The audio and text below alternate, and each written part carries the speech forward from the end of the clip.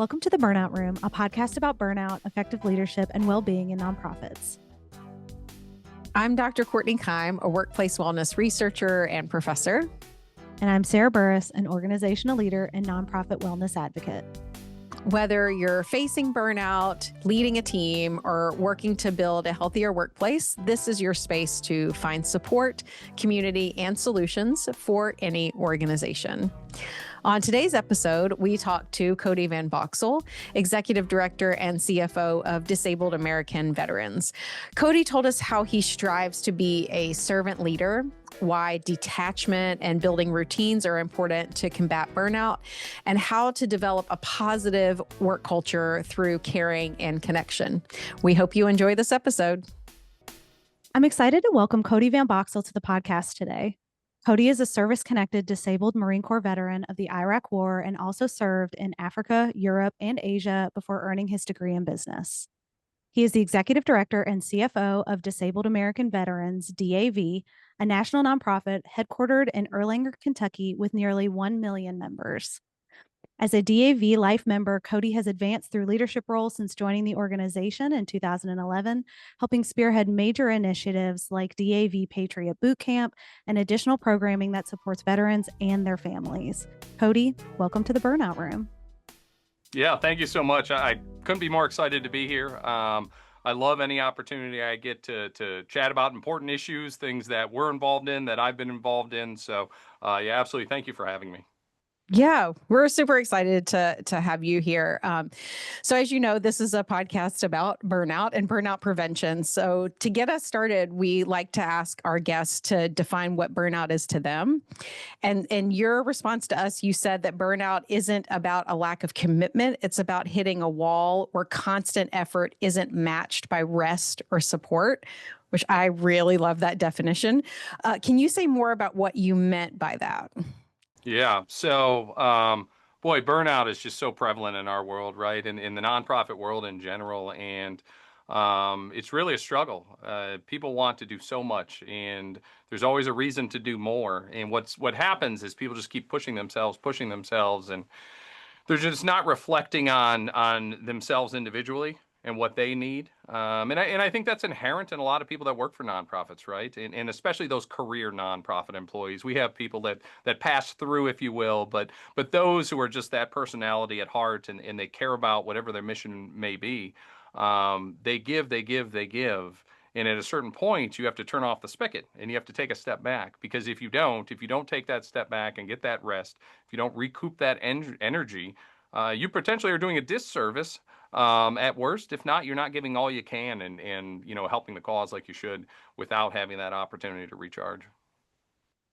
Yes. I love the way that you frame that about being something that employees and staff of nonprofits need to be in a situation where they are allowed to take the time off, to turn the spigot off, as it will, to be able to not have that mission creep come in to the point where they feel guilt that they can't take off because there's so much work that you have to do.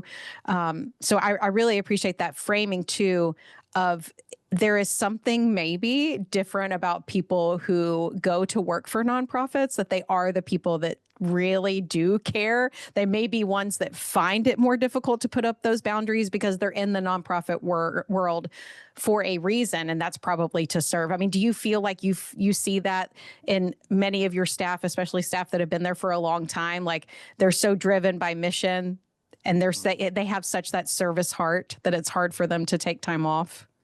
Yeah, and especially early on in my career. So when I started with DAV, I was a national service officer apprentice, and what that is essentially a benefits counselor.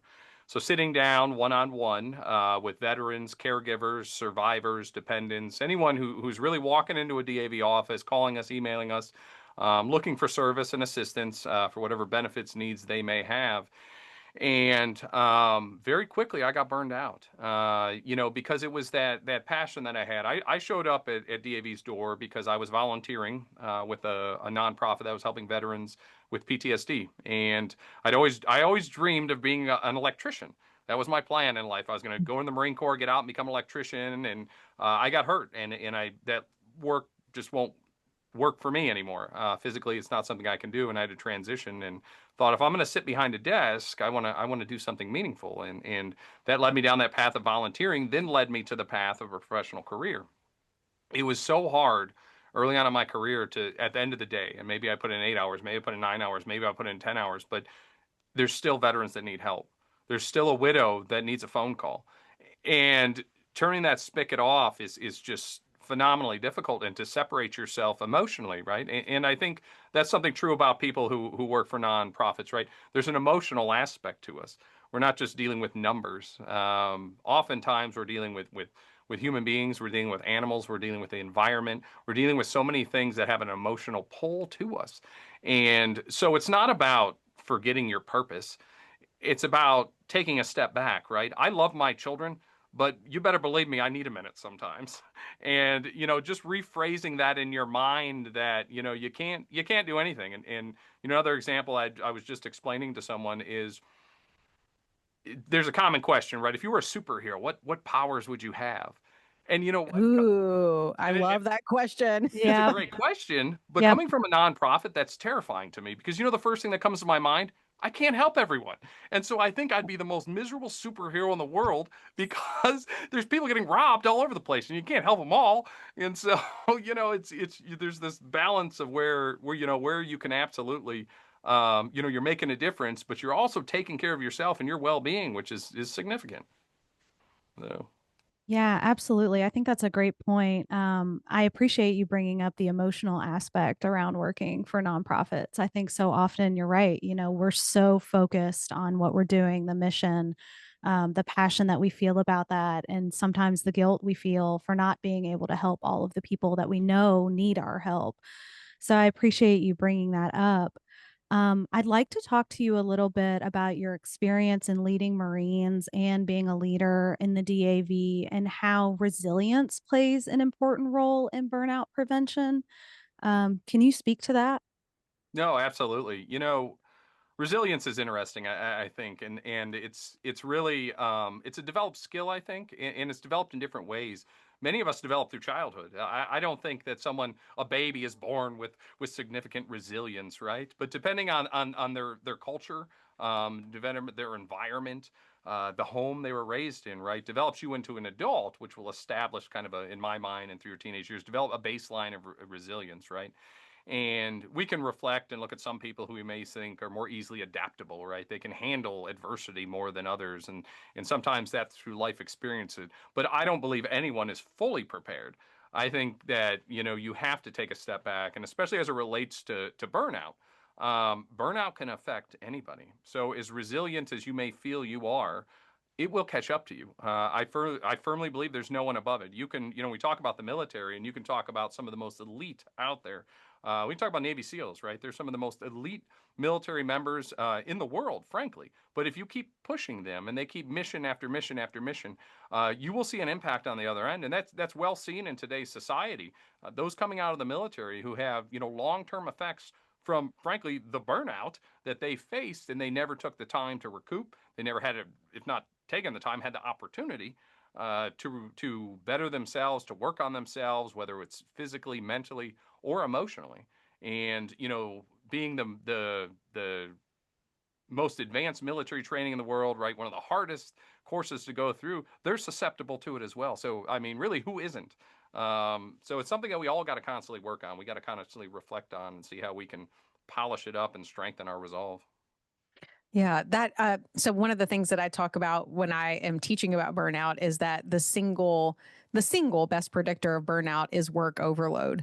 And your example of those Navy SEALs being able to do some really high level elite missions, of course, the most capable people in the world to be able to do those missions, but you can't do mission after mission after mission after mission and be able to still perform at that level. And so, yeah, there's a point, I think, where working too much just becomes too much for any one person to be able to handle, no matter how resilient they are. Yeah, absolutely. We had similar experiences. I served in Iraq. I was in Iraq for almost all 2007. And as you'd imagine, there's not much time off. I mean, Right. so, you really have to capitalize on the opportunity that you have in those moments. But the burnout comes from different factors. And when I talk about lifelong effects, right? Most people are familiar with PTSD, post-traumatic stress disorder, or just PTS, post-traumatic stress.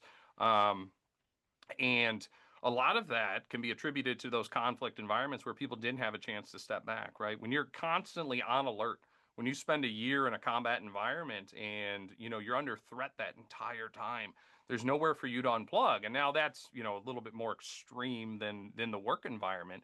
But philosophically, it's the same solution to the problem, taking that step and reflecting on yourself and figuring out what your needs are, in that environment, whether it be a combat zone or it's the office. Yeah, and it's not just psychologically is it the same thing, but it actually is physiologically the same thing. So that same system that gets activated when you are in a combat zone or when you are in a very stressful situation is your sympathetic nervous system. And that's the part of your nervous system that's the fight or flight. It gets you ready to fight or run or, freeze or faint, as it will. Lots of people have different reactions to that sympathetic nervous system.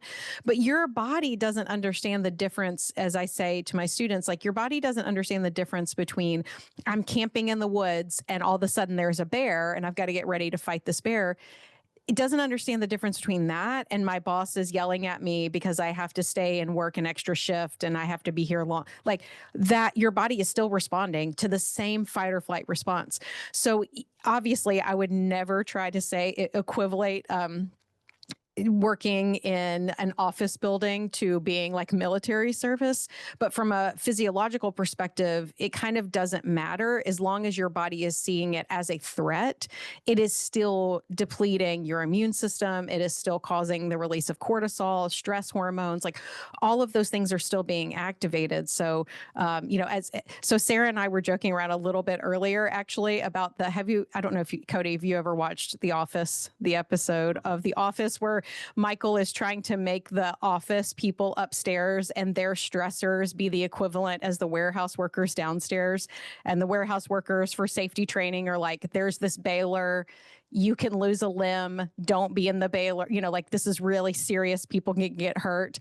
And then upstairs in the office, they're talking about carpal tunnel syndrome and they're, and seasonal affect disorder. And it's kind of a joke, right? These things are not equivalent. The stresses are not the same. But from a standpoint of like the effects of burnout, they kind of are the same for somebody who is working in a traditional office that's experiencing high work overload and a terrible work environment.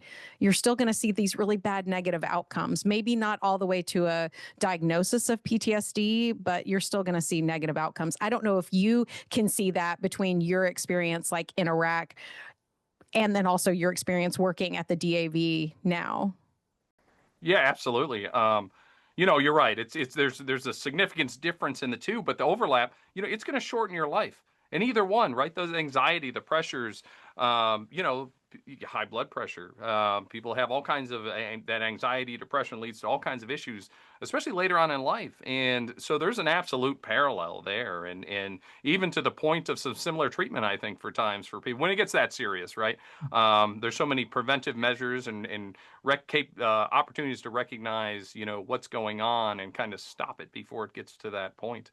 But, that's the thing. And I think people push themselves and we're so caught up in the moment, right? And especially when people are younger, right? I just hit my 40s and, like any other 40-year-old, I'm watching what I eat and I'm trying to go to the gym more, right? I didn't care in my 20s and I didn't care that much more in my 30s. But, those are the years too that I may be doing long-term damage. Now, well, that is repairable and you can live a healthy life. But it's just not being cognizant to, the wear and tear from things such as burnout that I don't think people actively realize. And especially so in the nonprofit world. I mean, I think if you ask an ordinary person, say, talk about high stress jobs, they talk about Wall Street. They talk about being a police officer, and absolutely, those are high stress jobs, right?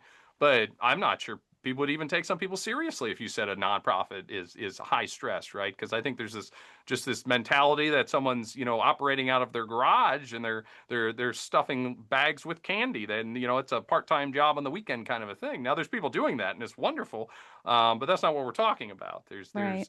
A lot of people in this country working in nonprofits and doing more work, and if not more jobs that multiple people would do in the private world, because nonprofits don't have the resources to provide for all the help you need at times, and so it just exacerbates that problem. Most definitely. So as I'm listening to you talk, I'm kind of going back a little bit. So I my leadership journey started in high school. I was in Marine Corps Junior ROTC, and they drilled into us USMC leadership traits and principles. And I'm thinking about the principle of knowing your people and looking out for their welfare. And so, can you talk a little bit about, from the leadership perspective, how you know when people that you're leading are experiencing burnout, the steps that you take as a leader to help them navigate through or maybe mitigate those stages of burnout?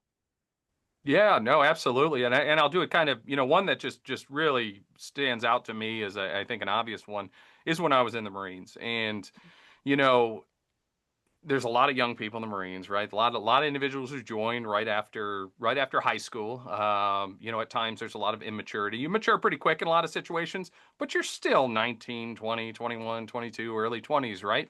And so along with that comes maybe rowdiness, comes humor.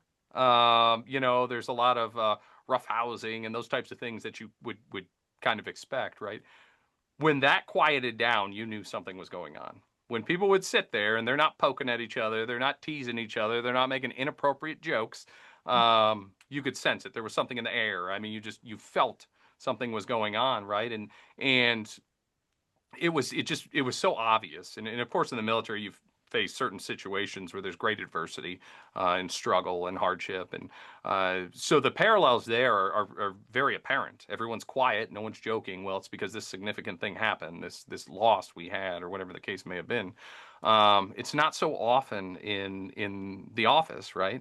And so for me, it really goes to knowing your people. You have to know your people, because there's people who maybe they do joke, they like to, and they're extroverted, and they're at everyone's cubicle all day and they're chatting and things, but they work very hard, and suddenly they're not doing that, right? You have to keep an eye on those things. You have to pay attention to see when, people that do certain things, when they're not doing them.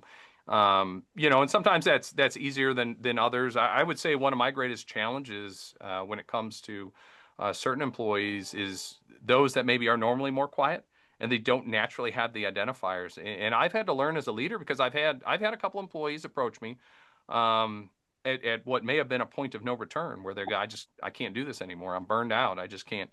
And I didn't recognize the signals.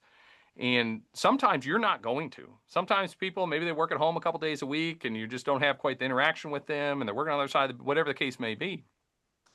The onus is on me, is on other leaders to ask the right questions at the right time. And there's some employees now that I know they will put their heart, their soul, everything they have into every project and responsibility that they have.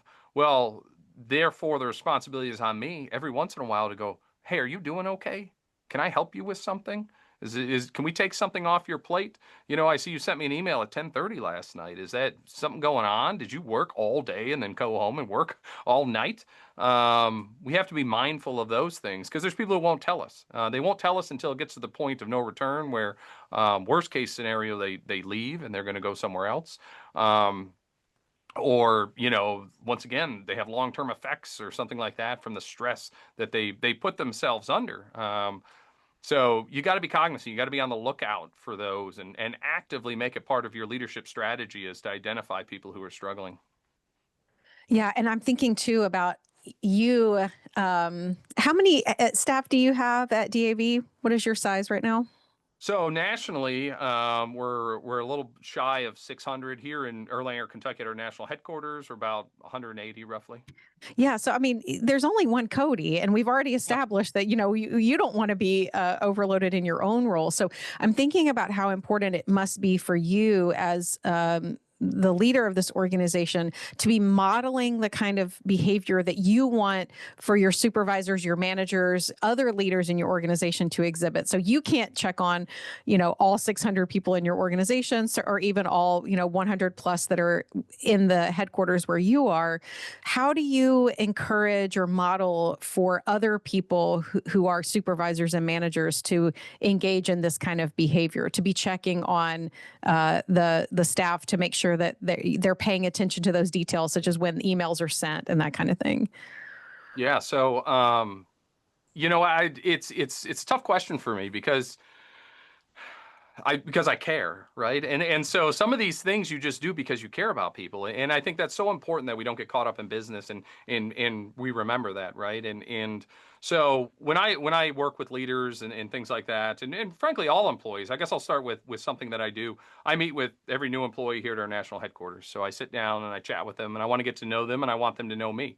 I want them to know my door's always open. And literally it is, unless I'm on a podcast or something and I have to close it for a moment. The door is open.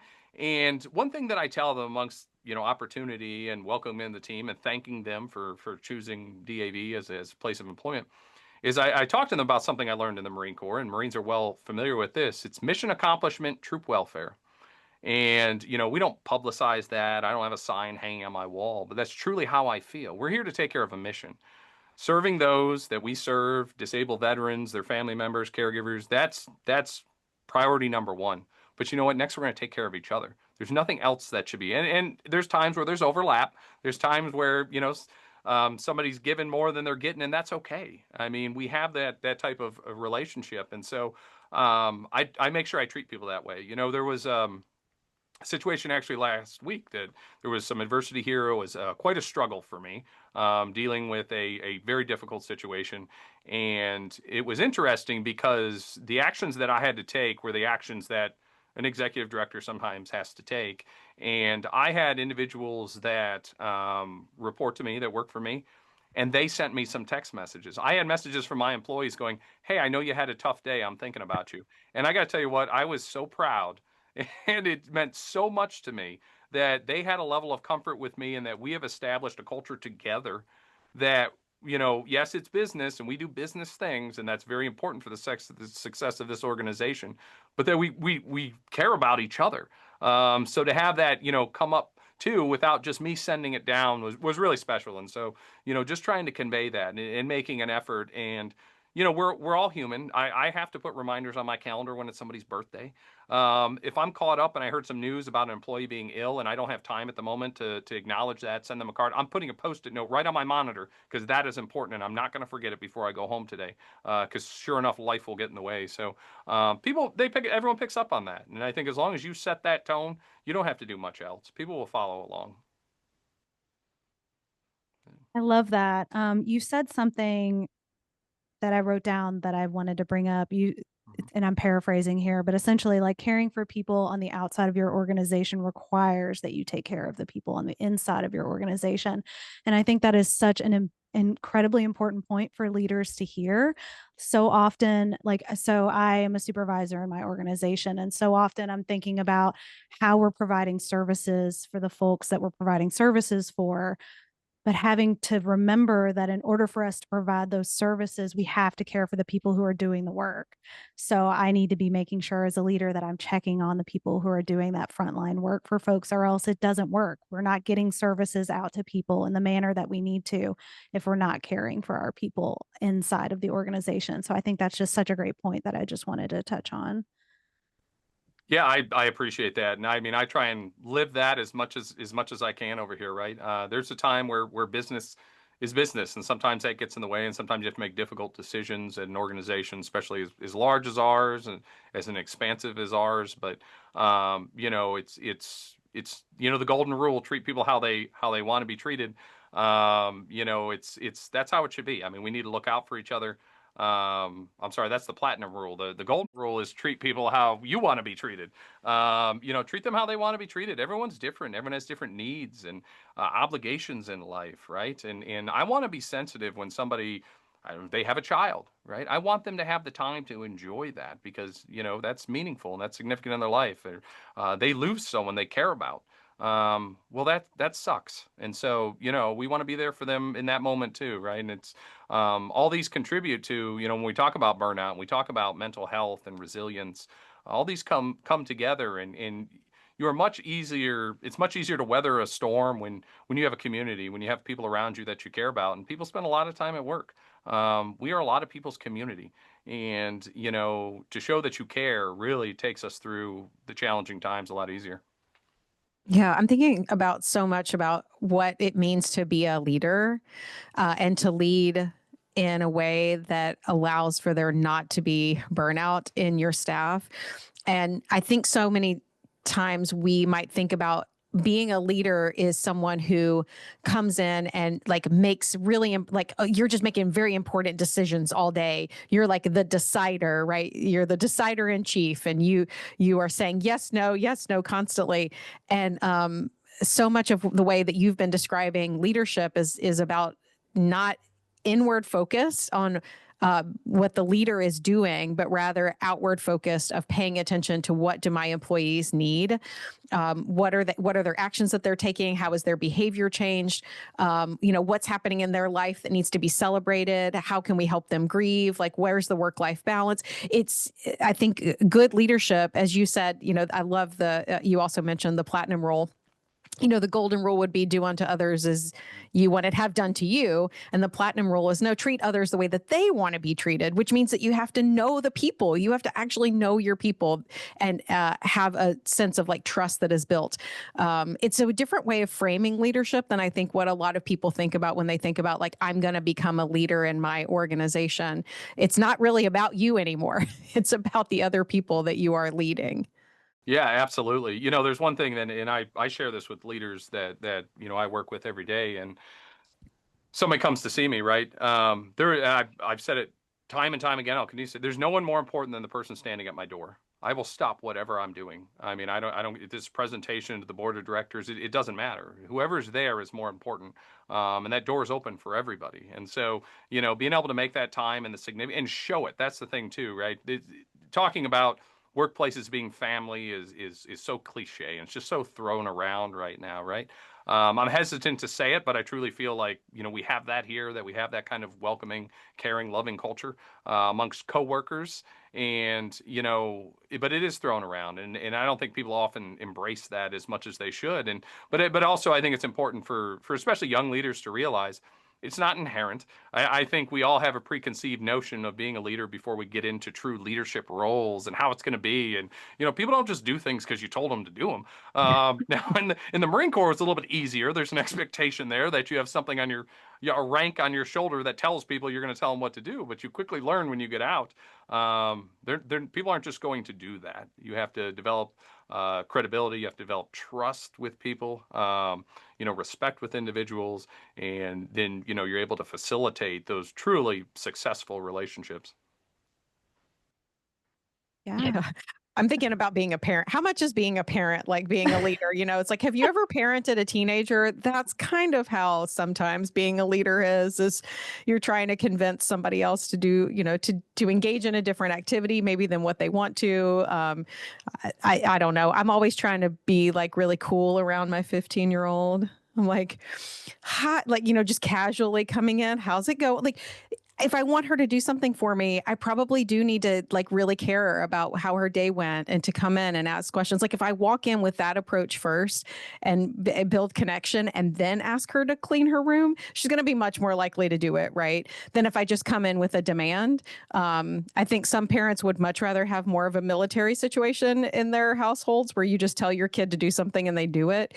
But generally humans don't always vibe with that kind of approach unless there is something like in the military, you're doing that for a reason, right? You're doing it because you know that it helps you to meet your mission, and it makes people buy into that. I think more so in the military, but yeah, in the organization, you can't just like go around barking demands and expect people to do exactly what you ask them to do when you want them to do it, unless it's something that is urgent and that we have a really good relationship, and I wouldn't ask ask you to do this right now unless I really needed you to do it. Yeah, I don't know, Cody, if that's, do you have a way that you phrase the kind of leadership that you are offering? I mean, we can think about different theories of leadership: authentic leadership, servant leadership, transformational leadership. Do you have a way that you kind of frame what your leadership style is? I mean, I usually, in general conversation, I'd say servant leadership, right? But I mean, I just sum it up as caring, and it's so simple, and it sounds like such a simple word, but that's absolutely what it is. And to your point about the parallels with children, right? I've learned so much about leadership from my kids too. They don't, and yes, occasionally the Marine in me comes out, and I am the barking orders and do this, do that, but it is no more effective with my children as it is with people in the office. And so, they're getting a little older, and they're still not. My kids are still small, 5, 8, and 10. Especially with the 8 and 10-year-old, right? We can have a conversation. And it is vitally important to me that they know that I care about them and that I love them. And whether I have boy, girl, boy, and whether it's my daughter or my sons, they're going to get a hug and kiss from me every single day. I'll be an old man and I'll have full grown men, and I'm going to give them a kiss on the cheek, because I care about them. And, I think that just strengthens our relationship, and the communication and really the trust between my kids and I. Now, I'm not going around the office kissing anyone on the cheek, I assure No, you. no. Yeah, that's an However, HR nightmare. Don't do that. yes, this would be a terrible situation, but nonetheless, I am trying to establish that trust. So, you talk about that in, military terms. Yeah, you can bark orders and you can yell at people, but those are not the most successful military leaders. You may be familiar with James Mattis. He was 4-star general in the Marine Corps, former Mhm. Department of Defense secretary, and that was something that he taught while I was in the Marine Corps. I spent some time and got to see him speak in front of us when I was a junior Marine, and that's what he showed us. He showed us care. He showed us compassion. He showed us that he wasn't above us. He was one of us, and it was so significant when you have people walking around and they have these big shiny stars on their collar and they don't really have the time of day for you. But he took the time to talk to us and to show that he cared. We had an instance. Not to get into too much of a tangent, but we were in Iraq. We were assigned to a security for the Department of State. Well, because we were assigned to the Department of State, although we were in a combat zone and we were taking incoming fire and rockets and mortars, we weren't eligible for a medal showing we had served in Iraq, which is ridiculous. So you spend a year in Iraq and you don't get an acknowledgement for it because of this loophole, because they never anticipated us providing this role in a combat zone of that nature. One of the Marines we were with stopped him when he was there, which was pretty bold to stop a 4-star general, and explained it. Days later, we were notified we were getting that medal. And when you take action like that, that's when the next day that he could go and bark an order and say, "Do this," and we all do it because he's established that trust with us. So it's so significant. Yeah. Oh my gosh, what a great story, and how courageous for that person to stop him and ask for that well deserved honor. One of the things that we had also asked you about was, was there anything that you were like listening to, reading, paying attention to that has you thinking about burnout? And you had mentioned the book Think Like a Monk by Jay Shetty. I have not read the book, but I've heard a little bit. I've heard him talk about the book, and I know a little bit about it. I'm just wondering what in that book speaks to you about how to handle burnout and what some of the things that we've been talking about today.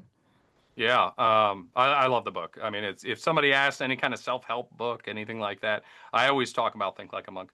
I'm not traditionally a self-help book kind of guy. I believe in continual development. Don't get me wrong. Education is important. We should all keep learning. I'm a lifelong learner. But when I get home and I've been looking at words all day long, it's hard for me to read like a self-help book.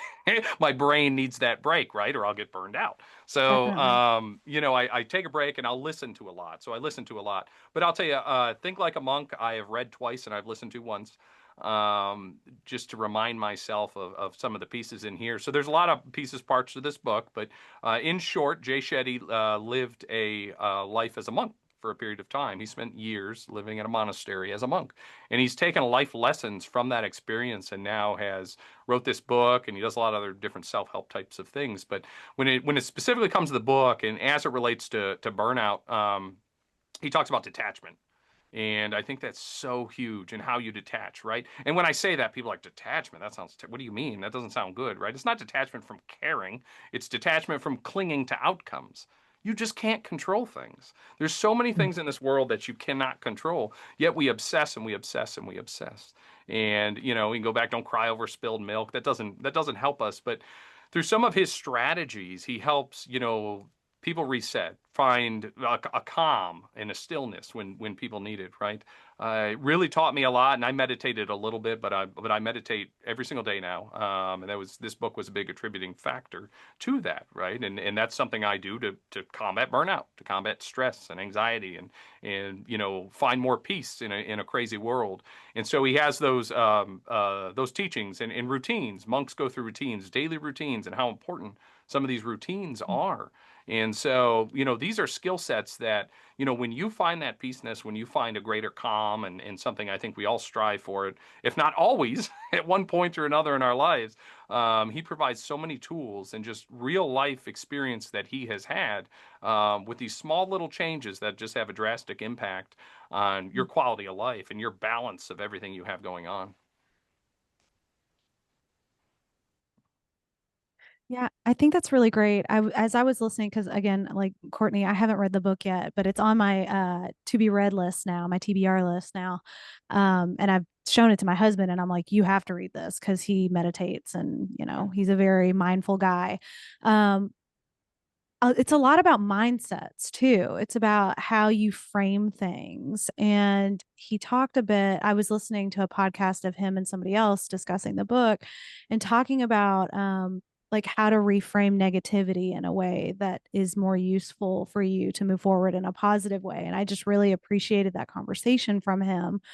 Um, when we think about, you were talking about strategies that he had given, things that have been beneficial to you, are there resources that you can think of that nonprofit leaders can use to help combat burnout in themselves, help combat burnout in their employees? Like, are there specific things that you do? You mentioned meditation, but are there specific things that you do or that you recommend to folks in your organization or that you recommended to your Marines um, to help combat those negative feelings and those feelings of burnout? Yeah, absolutely. And once again, the book speaks to this, and just through my own life lessons I've learned, routine is so significant. Mm-hmm. I really feel that way.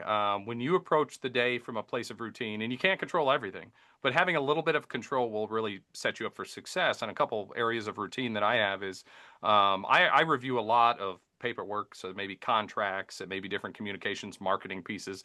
It's a little monotonous. It's not always my favorite thing to sit down with a contract and go through it, right? So when I get to work first thing in the morning, that's what I do. The thing that I'm least excited about, I get it out of the way. And it's a sense of accomplishment. I feel good about it. It doesn't feel like it's hanging over my head. That's huge for me. Another important routine type thing is when I first got into this role, I was just putting in crazy hours. There's just not enough time to do everything that I feel needs to be done. And so, there's two things that I had to look at. One was giving some things up, letting people help me, and that's so important. We have to delegate. We have to be smart about that. Because the next thing was super important to me, and if I didn't delegate, I wouldn't be able to do that. And is every night, every evening, I try and get home by 5 o'clock. I get in the office pretty early before kids go to school and everything. Um, 5 to 8, 8:30. That's my family's time. And if someone needs me, they can call me. But I'm not answering emails. I'm not texting, any work items or anything like that. And that is a fairly hard and fast rule for me. I have to travel and I'm away from home in those times. So that's my family's time. That's my time to recharge. That's in big picture. It's a few hours, and I may spend that at a little kid's t-ball game, or maybe it's a football game or basketball, or we may just sit around at home and watch a movie and eat popcorn or something like that. But those are those moments that I get to recharge. And early on, and specifically in this, I was greatly infringing on that. And not only was I suffering, but then in turn my family is suffering because they're not getting the best me. They're not getting my attention. And especially I think with children, especially when they're young, they need that. You can't have your nose in a phone when they're trying to show you their artwork. They need an attentive parent just as much as I need them to go to bed on time. And so, it's a give and take relationship there. And I wanted to make sure I was giving all I could as a parent. And then in turn, I was also satisfying the need that I have as an individual to get a little bit of respite, to unplug from work for a minute and the challenges that are there and be at home. And then the only other thing I do, and this doesn't work for everybody. Some people greatly enjoy working at home. I almost never work at home. And it's because I don't want work and life. I mean, they will infringe on each other and they absolutely do. But me personally, as an individual, I struggle with that. If I have a workspace set up and work is there and it's within one flight of stairs of me, it can be quite a distraction in my life. It's harder for me to separate myself from it. So those are some active things that I've really done to make sure that, I keep everything in check, that I try and balance a reasonable, work-life balance and, pay enough attention to work and enough attention to myself and my family. It's so important to have that work-life balance. And I almost hate the phrase work-life balance because it indicates that we can somehow get that perfectly in balance. Like if I work from home, I can perfectly balance work from home. If I work from the office, I can perfectly balance work from home. So in the literature, sometimes you'll see it now referred to as like work-life flexibility. And it's how can I flex my work life around my home life and vice versa. And I think that as we've talked about, a lot of people that work in nonprofits, when you do have that mission, when you have people who you are serving that will never stop needing that help, I think it can be really hard for a staff person to set up boundaries where they say like, I'm going to not check my email from 5 o'clock until 8:30 because that's family time. And I think that that's where leadership becomes so critically important. If you have a leader who is not modeling those behaviors or is expecting staff to answer their emails all night long, then even if somebody is resilient, even if someone knows, even if they want to live like a monk, right? Even if they've read Jay Shetty's book and they want to detach because of the culture of their organization, they don't feel like they can. And so they end up having work creep into their home life. They end up having work overload, and then they end up being burned out.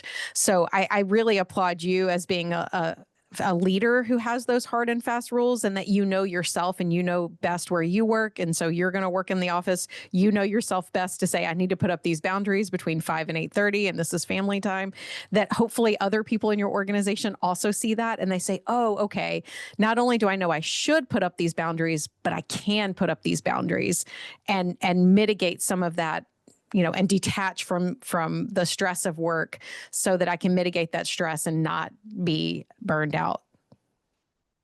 Yeah. Yeah. No, absolutely. You really have to develop that. And I think people have to be cognizant and, that's another life lesson, right? You learn as you go along. And I've had individuals that, I've worked in, not particularly at DAV, but elsewhere where I would get an email in the middle of the night. Well, then the expectation is I should be working in the middle of the night, right? You can't help but feel that way. And so, I'll tell you what, and there's times where we all get there where I'm super busy and kids are in bed and I have to do some emails. But you know what? Don't tell anybody this, but I put email delay on. So I don't want to obligate people to send emails at 9:30 at night. So you know what? And they shouldn't be looking at their emails at 9:30 at night. We have a culture here that if you have a problem, you call. So if there's a problem, there's something life and death that's urgent. I mean, there's a veteran in crisis. We will handle that in the immediate. But a lot of these things are not that. A lot of things can wait until the morning. And so those emails don't have to hit till 7:30, 8, 9 a.m. And that's what I try and strive to do and have others, because I've been in that situation. I've been in a situation where it made me feel obligated and it's hard to turn off. I think, like I said, when I talked about my family, that was really a big turning point for me. And I caution people who, if it's not enough for themselves, think about the others in your life, whether it's family or friends or pets or, whatever it is. Think about others. Because if it was just me, I'd be working myself to death. It'd be hard to turn it off. And I've been in those situations, but it's about other people. And there's other people in this world that need you. I mean, and so it's important that you remain cognizant of that and you turn it off and you step back. All of us that work for nonprofits, we all have a legacy, whether we feel that way or not.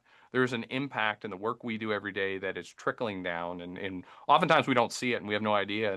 Even somebody in a starting out in a role, in an entry level role, it can be an extraordinary impact in somebody's life by a couple of simple little things that they did during the day.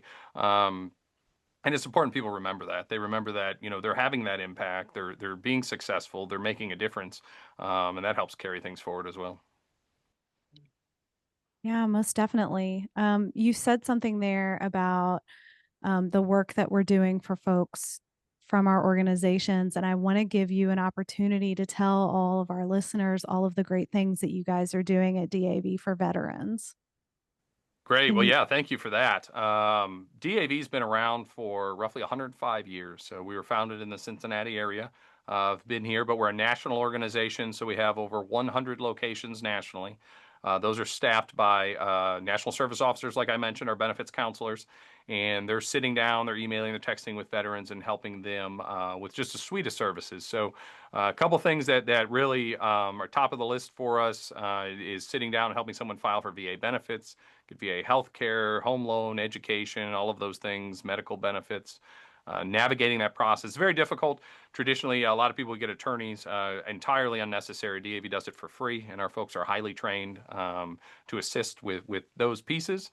We have a huge legislative effort, and so we are doing a lot on the Hill, and we have for a very long time, getting critical legislation passed in support of veterans and their family members. It's huge for us. We have a newer caregiver program we're really excited about. This came in last year.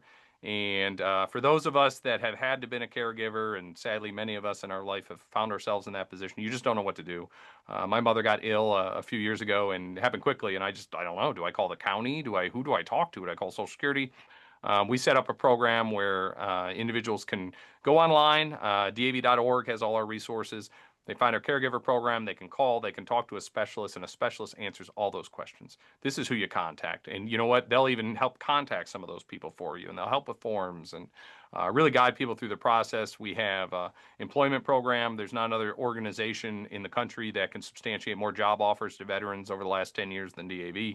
An entrepreneurial program, volunteer program. We have volunteers donating millions of hours and driving millions of miles in vehicles to pick up veterans and take them to medical appointments. We have a disaster relief program, which areas that have faced natural disasters, we're sending supplies and also cutting checks for individuals. Maybe their house was destroyed and they need a place to stay, and insurance will take time. So we're help covering some of those costs. So we're investing heavily in homeless programs, also mental health. Of course, is huge for us. We partner with some organizations right now that are doing tremendous work in that regard, and we're very proud of those outcomes. So there's even more on top of that. So anyone that needs assistance, whether it's a veteran, a family member of a veteran, it's a caregiver, it's a survivor, DAV.org is the best place to start. We have a locator on there for closest office, but you don't got to show up at an office. You can always call and email, and we'll help wherever we can. Yeah, thank you for sharing all that.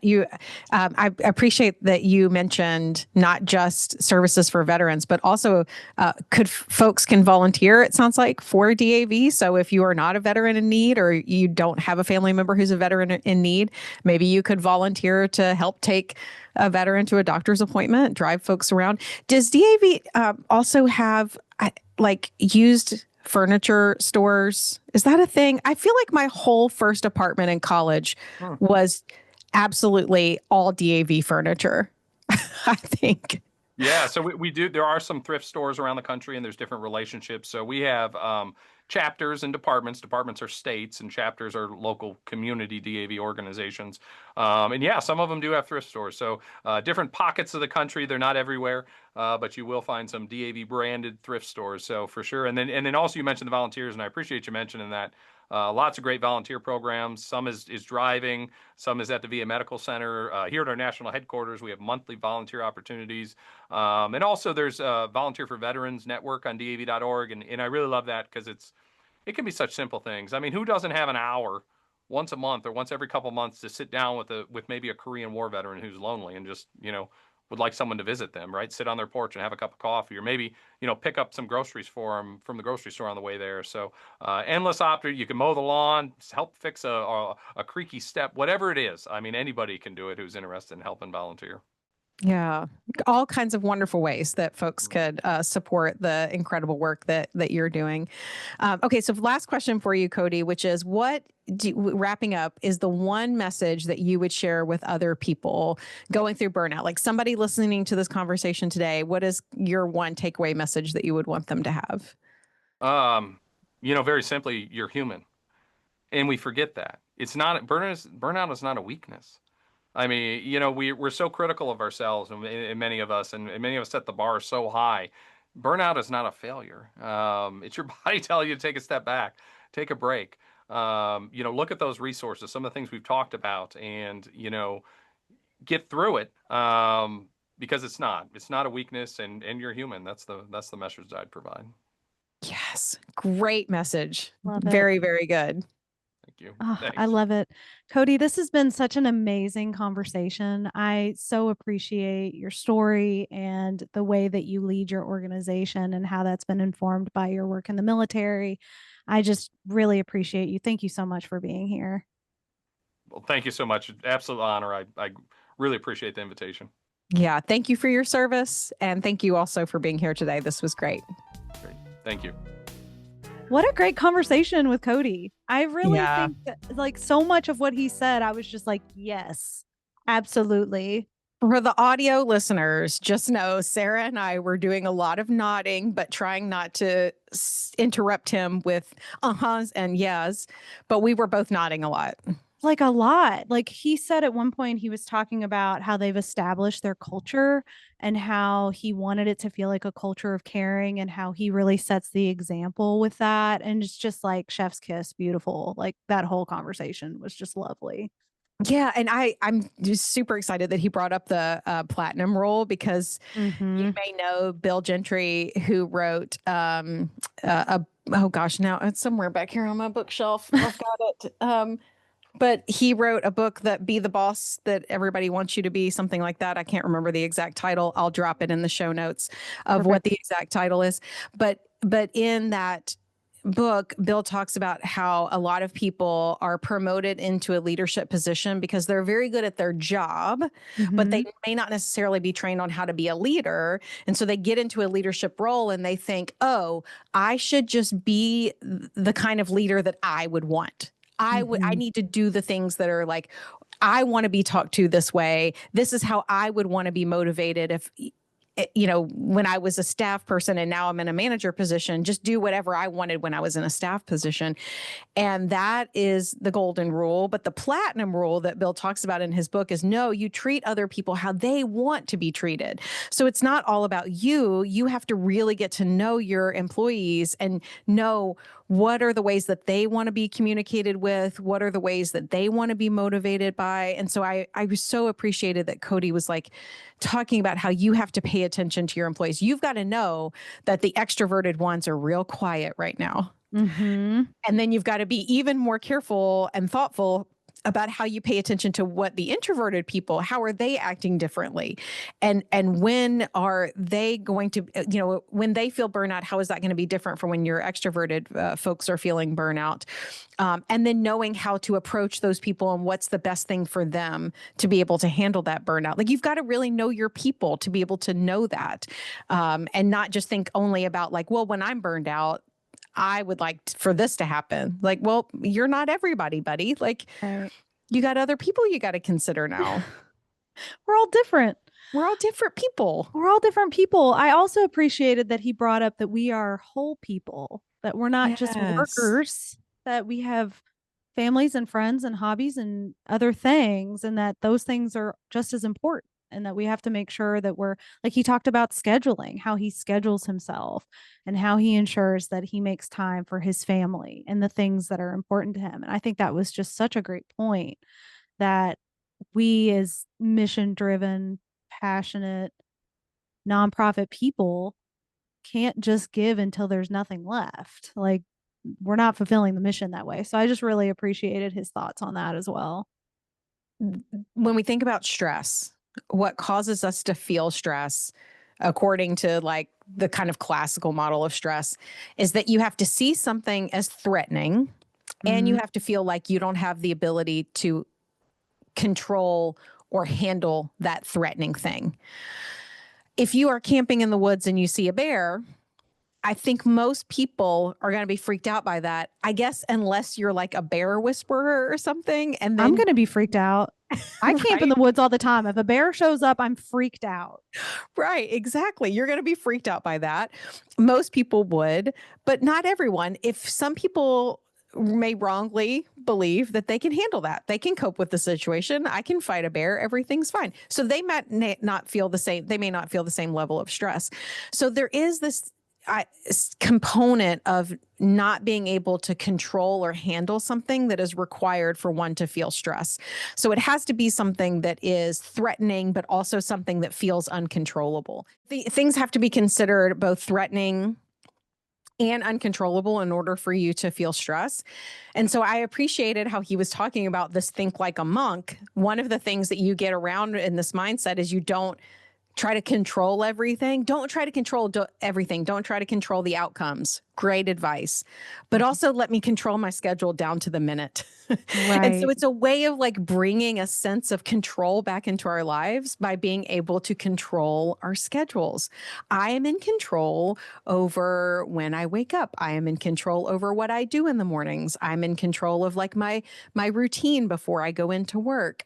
And a lot of people who are feeling burned out, they may feel that burnout because they don't have that sense of control. Yeah. They're not in charge over when they show up at work or when they get to leave work. They don't have control over their schedule. That can be very threatening to a person and can be very stressful. So it is funny to me that monks are like, according to the way that he talked about it, these monks are saying, don't worry about being in control over the outcomes, but let me control every part of my day. It's such a good hack for like how you Yeah. can let go of the things that you can't control, but focus on the things you can control. And that in itself can help lessen that stress response. Absolutely. Just very interesting. I loved everything about that conversation, and hopefully we can have him back again at some point because just a great convo. Just Part appreciate two. him. Part Yeah, part two. two. Yeah. Yep. Thanks, Cody, for joining us. That was really great. You're great. The Ripples of Gratitude is a segment that we do each episode that gives us the opportunity to express our appreciation and gratitude for the people around us in hopes that it inspires them to share their gratitude with others, causing a ripple in our community. And my ripple today goes out to Lieutenant Colonel Mark Dobbs, United States Marine Corps retired. So as I mentioned during the episode, I was in Marine Corps Junior ROTC in high school, and that's really where my leadership journey began. So I as a part of that class, we learned about the leadership traits and principles of United States Marines and the things that they teach their officers and higher ranking enlisted people on how to treat their subordinates. And so those principles and traits really solidified themselves within me when I was learning how to be a leader. They're things like tact and dependability and fairness, all things that would seem like, common sense. Like you just treat people well, but seeing them in such a clear cut way and then applying those in my high school setting really kind of set a foundation for me on the type of leader I wanted to be. So without having Lieutenant Colonel Dobbs kind of set the example for those things to teach those things to me, I'm not sure that I would be the leader that I am today. And so because of that, he gets my ripple today, Courtney. How about you? Yeah.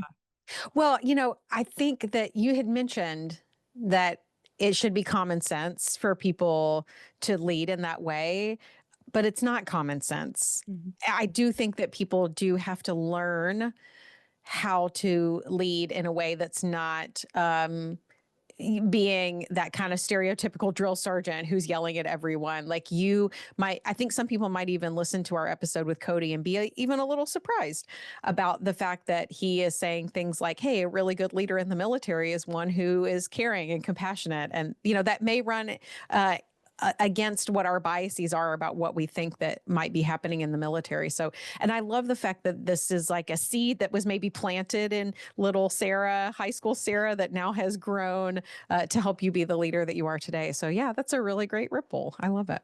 Thank you. How about you? So my ripple today is about women supporting other women. Love it. And I have to shout that out because I am admittedly right on the cusp of Gen X, but I am still Gen X technically. And my generation, we just were not really well known for women supporting other women. I have to be honest. Like it was kind of like a cutthroat mentality, like which woman is going to be the one to succeed. And I really appreciate younger generations that are out there supporting each other, these women supporting each other. And so my specific ripple of gratitude today is to my friend, Julianne Brown Miola. And Julianne is a leader in her own right at her organization. And I'm planning a webinar, a leadership webinar, and she has recognized and recommended one of her colleagues to be on that webinar. She advocated for her, reached out to me, said, this is the great person. This is someone who's going to be fantastic. And I just love that. I love to see leaders who are not just looking out for their own best interests, but they're also looking for the next opportunity for people that they are leading. And for that to be a woman doing that to another woman is really exciting. It just makes me very happy and gives me very warm, fuzzy feelings. We love it. We love girls. We love it when we can stand up and help each other. I think that's beautiful. Yeah. Yeah. So that hopefully that ripple will extend to other folks hearing you talk about your leadership experience from high school with your sergeant and me talking about my friend Julianne. So that's our ripples for today. So that's the end of our episode today. This episode of the Burnout Room is sponsored by the Kentucky Psychological Foundation. If you'd like to help support our work bringing free mental health resources to Kentucky nonprofits, please consider donating at KentuckyPsychologicalFoundation.org. A huge thanks to our producer, Nikki Collerich, for all of her amazing work, and to my dad, Mike Russell, for composing our music. And to all our listeners, thank you for tuning in and being a part of this community. Don't forget to subscribe so you never miss an episode, and feel free to leave a comment about topics that would be most helpful for you and your organization. We'll see you next time.